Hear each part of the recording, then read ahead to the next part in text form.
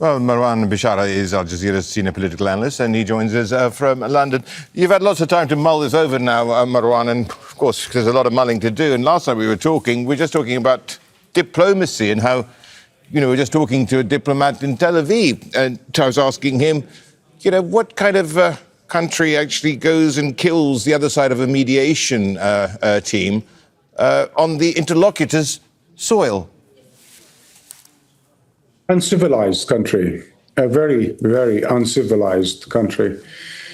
Although Israel tries to borrow all sorts of traditions and arms and finance and systems from the West, but it certainly has not caught up with the civility necessary to manage diplomacy, to manage the simplest of all things, like a ceasefire talk, whereby, as you stated, for opportunistic reasons, for deflection from their crisis in Gaza, from their domestic crisis, that they would, unleash their American weapons on an ally of the United States that has been mediating these talks.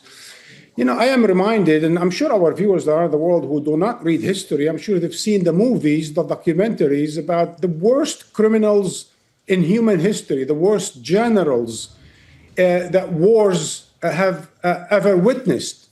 When those most criminal leaders met to discuss ceasefires, no one killed anyone, no one backstabbed anyone, no capital that hosted those negotiations for a ceasefire were bombed. This is really a first. This is a precedent where you see a country like Qatar mediating, going out of its way, investing so much in trying to bring about, release of hostages and prisoners and bringing about ceasefires and peace and end to suffering, that they would be rewarded with this kind of an aggression by a rogue state, a very uncivilized state. Yeah, and, where does this leave Qatar? It's in the unenviable position of actually having been bombed by Israel and indeed Iran. I think they probably should wear both, as a sign of the very credible work they're trying to do.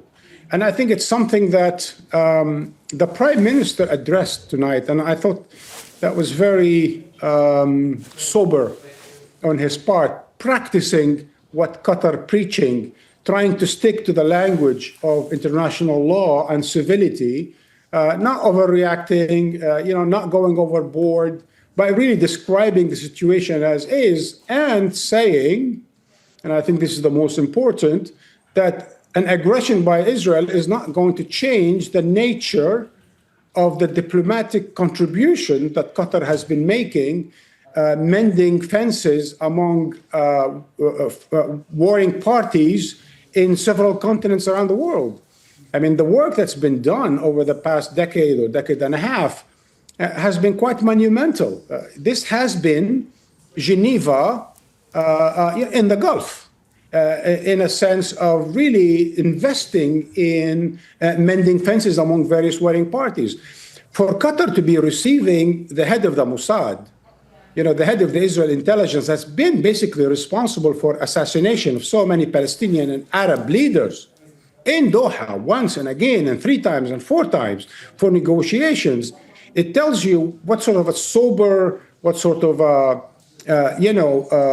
practicing of diplomacy that Qatar has been, affording Israel and the Palestinians, and yet it is rewarded that way. So I think it's very important that Qatar continues to practice what it preaches. It's very important that no assault by a rogue state like Israel would change Qatar's direction, and certainly would not destabilize the Gulf region, because that's the other thing that the Prime Minister talked about, that what is at stake here is Israel's attempt to, intervene, bomb, and try to restructure things in the Gulf region. And that's something it shouldn't be allowed to do. Marwan, what about Benjamin Netanyahu itself? People are questioning whether he's unhinged. Several world leaders have already done that. Or is it just a valiant attempt? I wouldn't say it's valiant at all, but is it another person who's trying to keep themselves out of going to prison and doing anything to avoid it? I think there are, and I agree with much of what your guest from Israel, the former diplomat Iran, have said. But I would like to add much to it.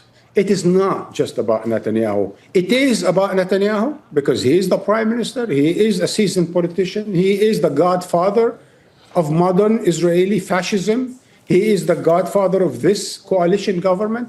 But it is not just Netanyahu. It's his base and it's his coalition partners. And all of them together constitute a mafia of fanaticism and fascism that we haven't seen before in the 21st century.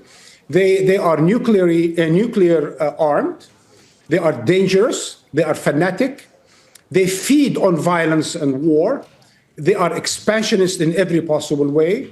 They have been using the war in order to expand and steal more territory, settle it illegally, and so on and so forth, bombing right, left, and center, assassinating right, left, and center, violating every possible law of war, starving a population in times of war. They've been indicted by the International Criminal Court, by the International Court of Justice, and so on and so forth. So this is really about Netanyahu, but it's also about his coalition, and it's about Israel being a colonial, expansionist state that would not give up the idea that there need to be another state, at least, next door, and it needs to end its occupation. So it's really about colonialism, it's about occupation, it's about a fascist coalition, and it is about the godfather, the deceiver, the con artist, Mr. Netanyahu.